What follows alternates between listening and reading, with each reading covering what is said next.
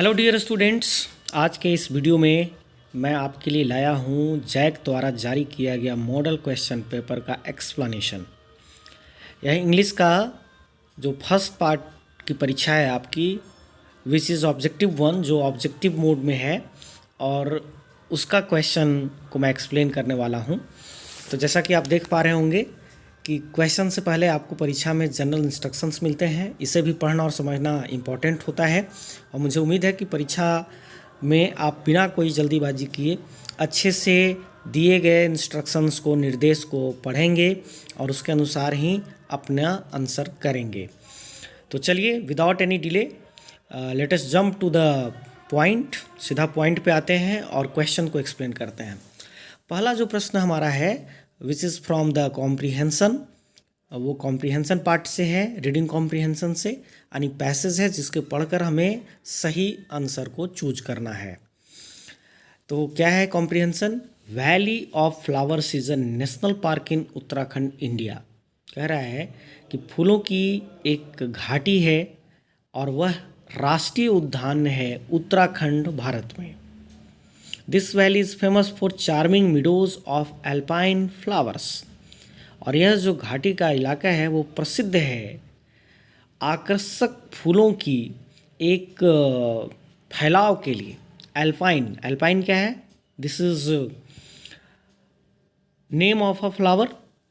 यह एक फूलों का नाम है, ठीक है, एक टाइप का फूल है एल्पाइन। वेरी ब्यूटीफुल फ्लावर है। आप इसे देखेंगे अगर गूगल में करके तो इमेज आपको आ जाएगा।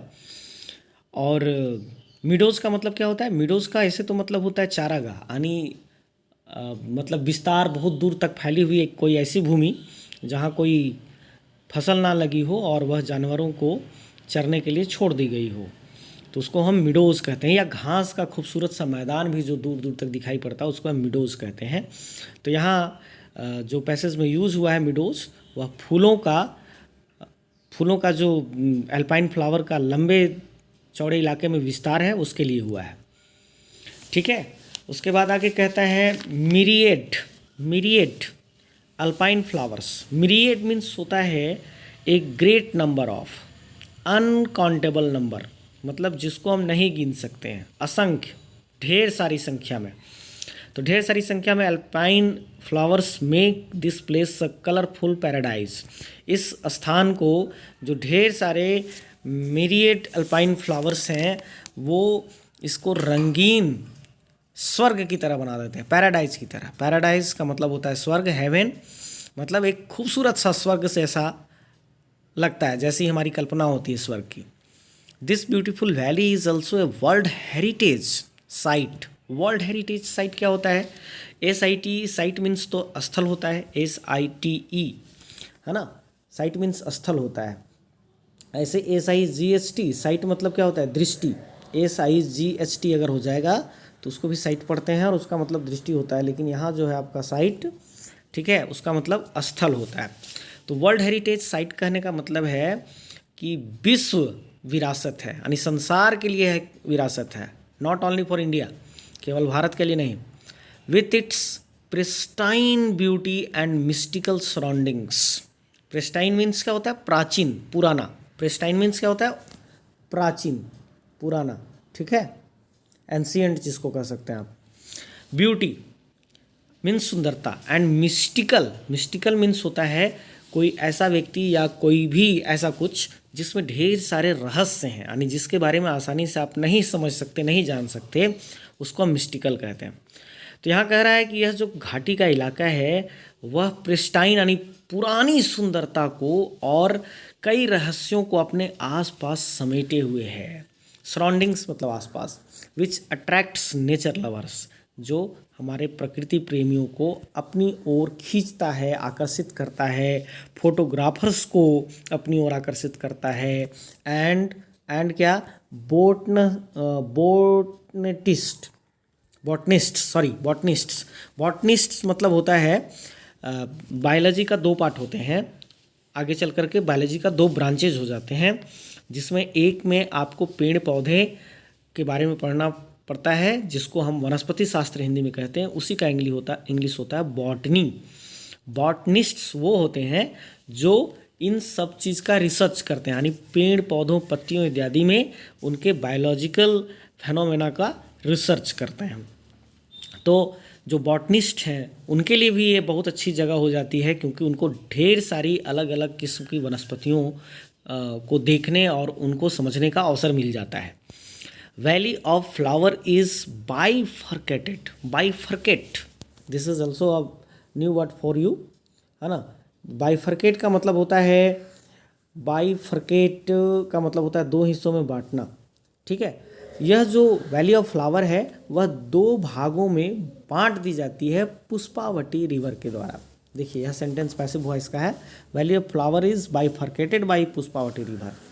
This valley is one of the famous trekking destinations in India. और ट्रैकिंग, ट्रैकिंग मीन्स क्या, जैसे पर्वतारोही होते हैं, पर्वत पर चढ़ते हैं, या कोई दुर्गम स्थान जहाँ चढ़ना या जहाँ से उतरना बहुत आसान नहीं हो, ऐसी जगह की जो यात्रा करते हैं उनको हम इस यात्रा को ट्रैक कर सकते हैं, ट्रैक करना। तो ट्रैकिंग डेस्टिनेशंस है, यह फेमस है भारत में। The valley of flowers is a 3 kilometre climb from Ghangaria. Ghangaria एक नीचे वाला जगह है, यानी जो घाटी के पहले का जगह है, वहाँ से 3 किलोमीटर ऊंचा चढ़ना पड़ता है। One can not stay at the valley of flowers, therefore Ghangaria remains an ideal place to relax and sleep. यहाँ एंड लिखा चला गया है, आइडियल के पहले एन लगता है, ठीक है, लेकिन एंड लिखा गया, गलती से टाइप हुआ है। One can not stay at the valley of flowers, चूँकि कोई व्यक्ति इस फूलों वाली घाटी में लंबे समय तक नहीं ठहर सकता, देयरफॉर इसलिए घघारिया जो नीचे वाला जगह है, स्थान है घघारिया, वह एक आदर्श स्थान हो जाता है लोगों के लिए रिलैक्स या फिर सोने के लिए, रिलैक्स करने के लिए या सोने के लिए। The valley is covered with snow for most of the year. यह जो घाटी का क्षेत्र है वह साल के लगभग अधिकतर समय में बर्फ़ से ढका होता है। It opens on 1 June every year for visitors, इसलिए इसको जून के पहले तारीख यानी 1 जून को विजिटर्स यानी आगंतुकों के लिए खोल दिया जाता है। चलिए let us jump to the questions and our first question is the valley of flowers is in, fill in the blanks करना है, कहाँ है the valley of flowers, no doubt, Uttarakhand. Number B is appropriate answer, Jharkhand Bihar Rajasthan की कोई चर्चा ही नहीं है पैसेज में। Why is this valley famous for, यह वैली क्यों फेमस है, पुष्पावती रिवर के लिए है, गंगा रिवर के लिए है, या फिर सनफ्लावर के लिए है, या एल्पाइन फ्लावर्स के लिए है। तो very easy to answer, option D is the right answer for question number 2। Why this valley is a world heritage site, world heritage site क्यों है यह घाटी का क्षेत्र, because of its pristine beauty, because of its mystical surroundings, both A and B. Yes, this is the right, C option सही होगा, क्योंकि number A वाला और नंबर बी दोनों कॉजेज हैं इसमें, इसलिए दोनों हो जाएगा A and B. Question number 4, the visitors have to stay in Ghangaria because the valley of flowers is a haunted place. Haunted place का मतलब होता है भूत प्रेत से ग्रसित जगह। विजिटर्स को घंघारिया में रुकना पड़ता है, उन्हें वहीं ठहरना पड़ता है, क्यों? पहला ऑप्शन आपका ये कह रहा है कि इसलिए क्योंकि जो वैली ऑफ फ्लावर है वह भूत प्रेत से ग्रसित है, या फिर number B, one can not stay at the valley of flowers, या फिर कोई वैली ऑफ फ्लावर्स पर नहीं ठहर सकता, इसलिए Ghangaria is an ideal place to relax and sleep. Option number D में बी एंड सी दोनों को कह रहा है, तो क्वेश्चन नंबर 4 का एप्रोप्रिएट आंसर डी ही होगा। When does the valley of flowers open for the visitors, valley of flowers को कब विजिटर्स के लिए खोल दिया जाता है? तो वेरी इजी, 1 जून को खोल दिया जाता है, पैसेज के सबसे लास्ट वाले लाइन में क्लियरली लिखा हुआ है।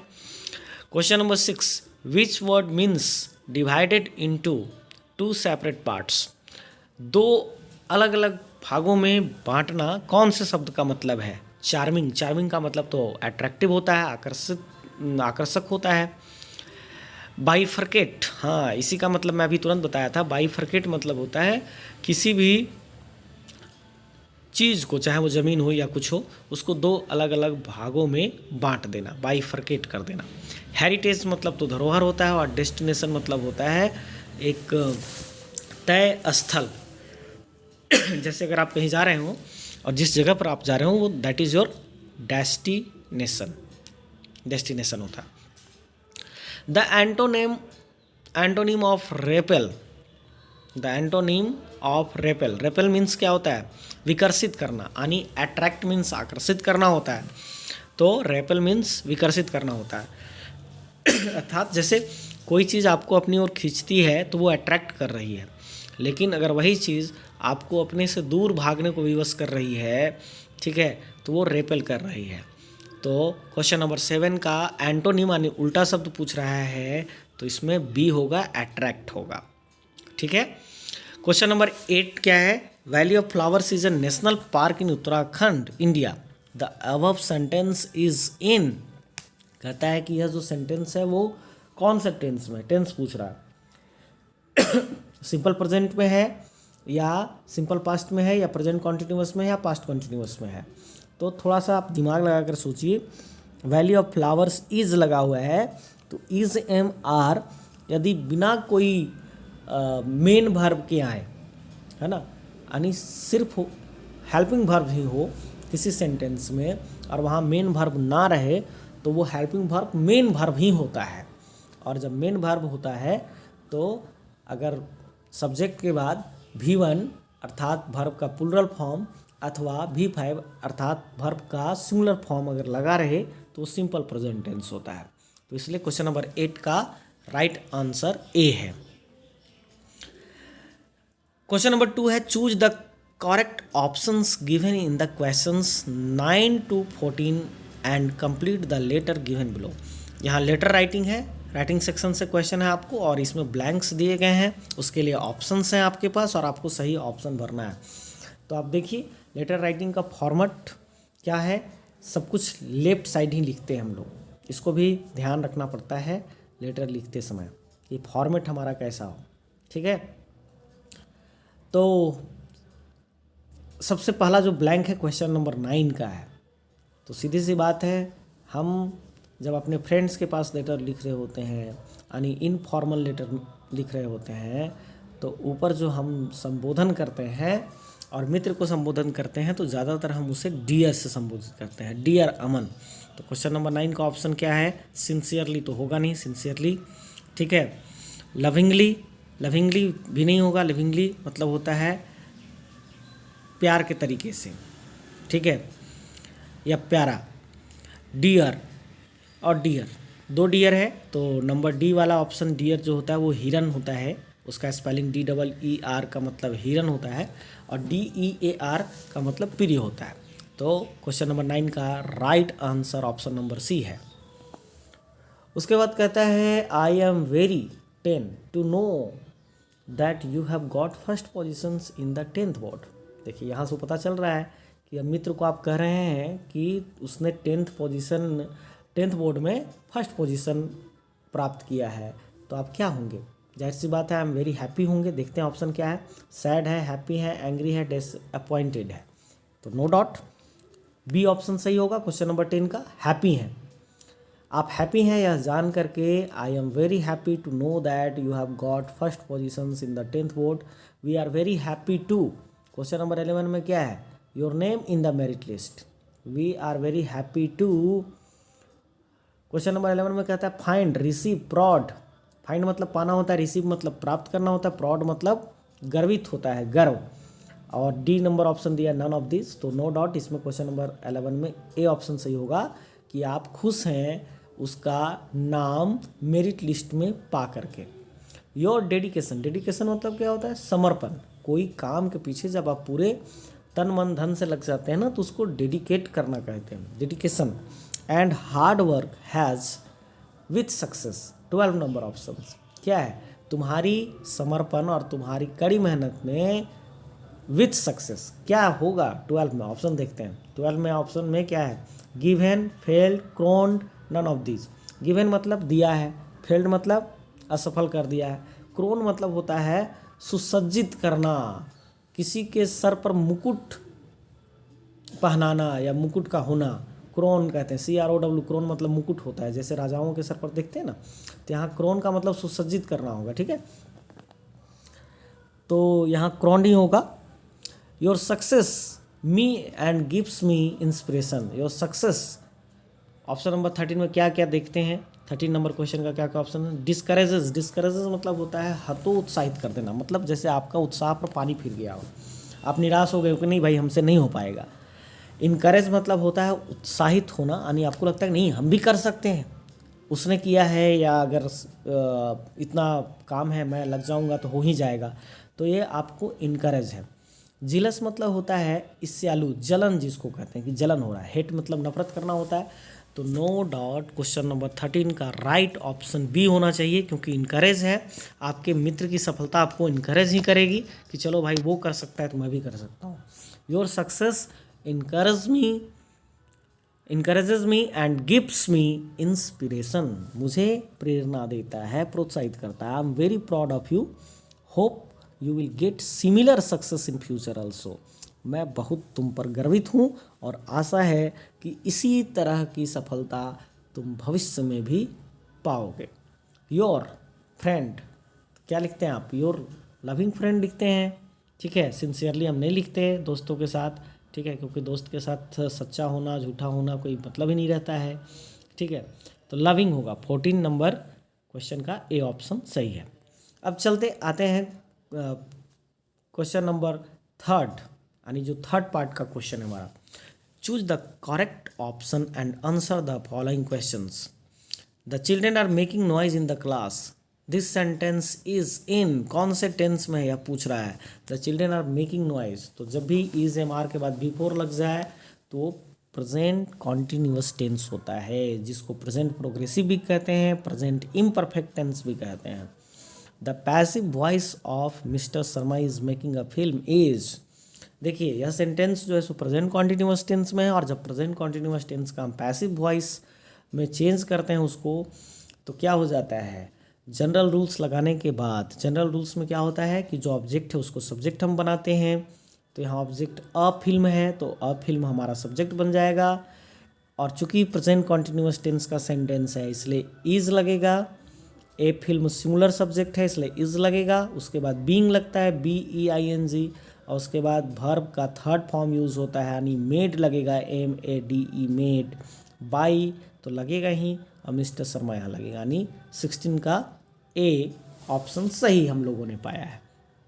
17 the passive voice of who wrote this book, देखिए यह सेंटेंस एक तो फुल इंट्रोगेटिव सेंटेंस का है, दूसरे में सिंपल पास्ट टेंस का है। हु रोट दिस सेंटेंस, तो पहले तो सिंपल पास्ट टेंस का जब हम पैसिव वॉइस बनाते हैं तो वहाँ वॉज या वेयर के बाद V3 लगाते हैं। तो सबसे पहले यहाँ जब भी क्वेश्चन सेंटेंस हु के साथ शुरू होता है तो उसका पैसिव वॉइस बनाते समय हम बाई हुम का यूज़ करते हैं, तो बाई हुम का यूज़ करेंगे। उसके बाद हेल्पिंग वर्ब क्या लगेगा, चूँकि सिंपल पास्ट टेंस में है इसलिए वॉज या वेयर लगेगा, तो चूँकि हमारा सब्जेक्ट बुक है इसके साथ वॉज होगा, तो बाई हुम वॉज दिस बुक रिटेन, और इस तरह से क्वेश्चन नंबर 17 का सी ऑप्शन करेक्ट है। Look that man to open the door of your house, इसमें कहा जा रहा है कि देखो वह व्यक्ति तुम्हारा दरवाज़ा क्या कर रहा है। अब आप सोचिए प्रैक्टिकल लाइफ में भी अगर आप बोल रहे हो, ग्रामर अगर आपको नहीं भी आता है और तो आप क्या बोलेंगे, देखो तो वो तुम्हारा दरवाज़ा खोलने की कोशिश कर रहा है, तो निश्चित तौर पर इज़ ट्राइंग होगा, ट्राई नहीं होगा, ट्राइंग नहीं होगा, आर ट्राइंग इसलिए नहीं होगा क्योंकि दैट मैन सिंगुलर सब्जेक्ट है तो आर लगेगा नहीं, तो इसमें बी ऑप्शन सही होगा। That man is trying to open the door of your house. Question number 19 the model verb in I asked him if I see him is, ठीक है। देखिए आई आस्क्ड हिम ये आपका इनडायरेक्ट नरेशन का है, indirect narration का है, और इसमें क्या होगा, इफ आई कुड होगा, डी 19 का डी होगा। Question number 20 practice a man perfect, है ना, ये प्रोवर्ब है कि अभ्यास एक आदमी को पूर्ण करता है, उसे परफेक्ट बनाता है। तो practice makes a man perfect, आपने सुना भी होगा इसको। 20 का बी होगा। 21 I French this days, this days जब आ गया मतलब आज काल के समय सीमा में एक पीरियड ऑफ टाइम है जिसमें कोई काम हो रहा है, बोलते समय भले ना हो रहा हो लेकिन उस बोलने के आसपास के समय के संदर्भ में वह कार्य किया जा रहा हो, और ऐसे वाक्य को हम एक्सप्रेस करते हैं प्रेजेंट कॉन्टिन्यूअस टेंस से। और प्रेजेंट कॉन्टिन्यूअस टेंस का जब सेंटेंस होगा तो आई के साथ क्या लगेगा, एम लगेगा, उसके बाद भी फोर लगेगा, तो I am learning French this days हो जाएगा, यानी 21 का सी ऑप्शन होगा। 22 look see is the girl stood first in her class, यहाँ सेंटेंस कनेक्टर यूज करना है। हु मतलब कौन और जो होता है, हुम मतलब किन्हें होता है, व्हेन मतलब कब होता है, वेयर मतलब कहाँ होता है। तो यहाँ कह रहा है देखो सी द गर्ल वही लड़की है, stood first in her class जो अपने क्लास में फर्स्ट आई है, तो जो के लिए कौन सा वर्ड यूज होगा, हु होगा, सीधी सी बात है। She is the girl who stood first in her class, ठीक है। अब हमारा आता है literature section. Read the passage given below and choose the correct options to answer the questions. इस पार्ट में आपको एक पैसेज मिलता है जो सीन पैसेज होता है। सीन पैसेज और अनसीन पैसेज दो शब्द आते हैं। अनसीन मतलब जो आपके टेक्स्ट बुक में नहीं है, और सीन पैसेज का मतलब हुआ वो पैसेज जो आपके बुक में है, किसी स्टोरी से किसी पोएम से ले लिया गया है। तो चलिए इसको पढ़ते हैं और रिकॉल करते हैं कि आखिर कौन से चैप्टर से इसको लिया गया है। On the public writing table he started to write with much wrinkling of his brow caused by the effort he had to make to express his ideas. When he finished, he went to the window to buy a stamp, which he licked and then affixed to the envelope with a blow of his fist. The moment the letter fell into the mailbox, the postmaster went to open it. It said, God, of the money that I asked for, only 70 pesos reached me. Send me the rest, since I need it very much. But don't send it to me through the mail because the post office employees are a bunch of crooks. Lencho. चलिए बाकी कुछ से याद आया हो ना आया हो, लेकिन लास्ट वाले शब्द लेंचो से तो आपको याद आ गया होगा कि यह जो आपका पैराग्राफ है वो a letter to God story से है। कहता है who is he in the first line. He कौन है भाई, ही स्टार्टेड टू राइट, किसने लिखना शुरू कर दिया था, तो लेंचो ने। तो इसका बी होगा। Question number 24 how much money did reach Lencho, Lencho के पास कितने पैसे पहुंचे थे, तो no doubt 70 pesos. Number C which what does the phrase bunch of crooks mean. Bunch of crooks का प्रयोग होता है बदमाशों के लिए, बदमाशों के समूह के लिए, ठीक है, बंच ऑफ क्रुक्स, ठीक है। तो ग्रुप ऑफ डिसऑनेस्ट पीपल यहाँ हो जाएगा, क्योंकि लेंचो जो पोस्ट ऑफिस के एम्प्लॉइज़ हैं उनको क्या मानता है, डिसऑनेस्ट मानता है, क्योंकि उसको लगता है कि उसके गॉड ने 100 पीसोस ही रुपीज़ भेजे होंगे, भले ही उसके पास 70 पीसोस पहुँचे हैं, क्योंकि रेस्ट ऑफ द 30 पीसोस जो हैं वो मार लिए गए हैं, अपने भाषा में हम लोग जो कहते हैं है ना, चोरी कर लिए गए हैं पोस्ट ऑफिस के कर्मचारियों के द्वारा। तो 25 नंबर क्वेश्चन का राइट ऑप्शन ए है। Choose the correct option and answer the following questions. Who is the author of from the diary of Anne Frank. From the diary of Anne Frank, diary लिखती है Anne Frank की नाम की लड़की, और आपने इसको बहुत डिटेल से पढ़ा होगा। तो एनी फ्रैंक ही इसका राइटर है। एनी फ्रैंक चूँकि खुद की डायरी है उसकी और वही पढ़ना है हम लोगों को, तो एनी फ्रैंक इसका राइटर है। 27 number question who did Maddie think would win the contest, ठीक है, contest. Who did Maddie think would win the contest. तो एक प्रतियोगिता होती है ड्राइंग कंपटीशन, कौन सी स्टोरी की बात है, द 100 ड्रेसेस में, है ना। स्कूल में ड्राइंग कंपटीशन होती है और मैडी ये सोचती है कि पेगी ही इस कंटेस्ट में टॉप करेगी, फर्स्ट आएगी, वही जीतेगी। क्यों? क्योंकि पेगी जो है सो बहुत अच्छा ड्राइंग करती है। She is an intelligent girl and she is good in study and drawing too. पढ़ने और चित्रकारी करने सब में अच्छी है। What risk did the pilot take, ठीक है, the black aeroplane chapter, first flight का जो फर्स्ट पार्ट वाली स्टोरी है उसका ये है क्वेश्चन। पायलट कौन सी रिस्क यानी खतरा मोल लेते हैं, तो इसका नंबर सी ऑप्शन होगा, flying the old Dakota straight into the storm. उन्होंने तूफान और बादलों में भी अपने पुरानी जो डेकोटा उनके प्लेन का नाम था उसे वो सीधा उड़ा देते हैं और बाद में वो फंस जाते हैं, लेकिन फिर वो निकल आते हैं किसी दूसरे क्या पायलट की मदद से, जो एक अचानक से प्लेन उनको दिखाई पड़ता है और उसका पायलट उनको इशारा करता है और उस स्टॉर्म से बाहर निकालता है, ठीक है।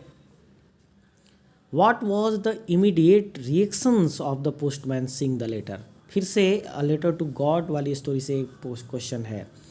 पोस्टमैन ने जब सबसे पहले लेटर को देखा था तो उसका तत्काल प्रतिक्रिया क्या थी, इमीडिएट रिएक्शंस। जैसे ही उसने एड्रेस पर इन्वेलप पर एड्रेस को देखा तो क्या प्रतिक्रिया उसने व्यक्त किया था, तो वह हंसा था, बहुत ज़ोर से हंसा था, laughed whole heartedly. What are a man's obligations in life? Nelson Mandela a long walk to freedom, इस चैप्टर में नेल्सन मंडेला बात करते हैं प्रत्येक मनुष्य के जीवन में 2 ऑब्लिगेशंस की, 2 कर्तव्यों की बात करते हैं, ठीक है, ट्विंस ऑब्लिगेशंस की बात करते हैं वो, यानी 2 कर्तव्य हमारे जीवन में, हम सबके जीवन में होता है, ऐसा नेल्सन मंडेला कहते हैं। और वो दोनों कर्तव्य क्या क्या हैं, पहला तो जो हमारा परिवार के प्रति होता है, ठीक है, अपनी माँ के प्रति कहिए, पिता के प्रति कहिए, या फिर एक पिता का अपने पुत्र के प्रति, पत्नी के प्रति, या फिर अन्य जो परिवार में लोग होते हैं सबके प्रति। और दूसरी जो हमारा ऑब्लिगेशन यानी कर्तव्य होता है वो किसके प्रति होता है, अपने सोसाइटी के प्रति होता है, यानी to his people, people means जनता होती है। तो क्वेश्चन नंबर 30 का राइट ऑप्शन सी है, बोथ होगा, A and B. What does Amanda consider herself? Amanda जो पोएम है, ठीक है, उसमें अमेंडा अपने आप को ऑर्फन जैसा फील करती है। ऑर्फन मीन्स अनाथ, जिसके पेरेंट्स नहीं हो, मर चुके हों, जिसके पेरेंट्स माता पिता नहीं हो, ठीक है, तो ऑर्फन फील करती है वो। क्यों? क्योंकि उसके जो पेरेंट्स हैं वो हमेशा उसको डांटते फटकाते रहते हैं और ऐसा उसको लगता है कि मेरे माता पिता नहीं हैं। द बेकर और the bread seller of those days had a peculiar dress known as, ठीक है, ग्लिम्पसेस ऑफ इंडिया चैप्टर का है।